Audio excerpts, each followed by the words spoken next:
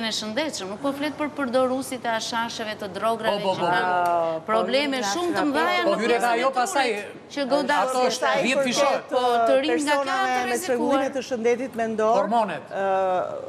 Sigurisht që ndikojnë të gjitha, edhe dieta ushqimore dhe hormonet që mund të marri, sepse janë çrregullime të neurotransmetuesve, të nivelit të dopaminës, serotoninës, dhe unë vërej një gjë që kur filloj edhe, ja thash edhe Erionin, kur vinë rastet për të trajtuar, vinë bashkë me familjarët, po janë të smurë të niveleve të ndryshme intelektual, dhe unë kam filluar t'i shpjegoj që shiko, është një ndryshim biologjik, ndryshon niveli i dopaminës, quhet një lëng që është në trurin ton, quhet dopamin.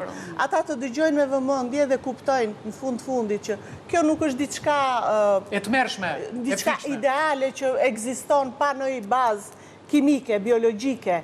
Kjo ka diçka që ndodh në trurin ton dhe pikërisht aty ai bindet që të marrë mjekimin, sepse duke marrë mjekimin, ai zëvendëson diçka që i mungon. Dhe ky psikoedukim bëhet edhe në pranit familjes, duke i treguar familjarit se sa i nevojshëm është ai për t'ju ndjerë pranë, jo për t'i thonë ti ja del vetëm, ose s'ke gjë se kaloj, jo. Ti më ke mua. Se kjo është shkatrimi familjes, kjo është kastile kjo.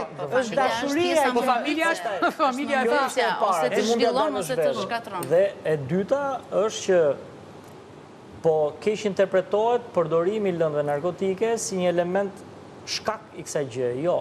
Domethënë njerëzit që shkojnë ke lëndë narkotike kanë probleme me vete, ajo është zgjidhja. Është sikur ti si adet për diçka i futesh alkoolit. Kur ti nuk arrin të bësh diçka. Pra statistikisht flas, pastaj. Jo, edhe në klinik ndodh që të vjen me i varur nga alkooli, nga droga, dhe në fakt ai vuan nga një çrregullim psikiatrik. Është pasojë marrja e drogës. Mjafton pastaj. Ashtu siç ka raste që mund të çojnë në probleme të shëndetit mendor, ashtu ka dhe raste që shëndeti mendor është ka probleme të shëndetit mendor dhe ai ka bërë vetë një ngarkesë tjetër, e merr këto narkotike për deri te kjo vetmia që the ti, kjo vetmia e të moshuarve. Çfarë do t'i thojë dikush që po lufton në heshtje me veten, Dori? Çfarë do t'i thojë dikujt? Çfarë do t'i thojë a dikujt që lufton në heshtje me veten? Ja, drejtoju pa kamerës edhe m'ia thuaj pak. More jeta është një. Kërkon ndihmë, atë do t'i thosh. Jeta është një. E vetmja gjë që mund të bësh është ta jetosh. Vetëm kur po ka probleme po është me vetveten ai në heshtje, nuk ja thoj dot asnjëriu. Duhet folur. Duhet filluar të flasësh me veten më pas shëron, them unë. Dashuria e familjes është gjithçka, një ambient i ngrohtë. Proceset po kur e ke të ftohtë si t'ja bësh? Ja se këtë do të thonë. Proceset e kalimit të një sfide duhet prindërimi, duhen. Domethënë se është problemi që ne themi kështu.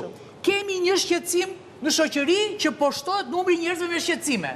Tani problemi bazik është familja me probleme. Po ka familje ku prindrit janë problemi më i madh. Shiko. Çfarë do bëj ai fëmijë kur si ka prindrit? Këto janë gjëra Po kur ke pensionistët që i ke vetëm ti shumicën e pensionistëve. Po, tani çfarë pret ata, ai jeton vetëm i pensionistët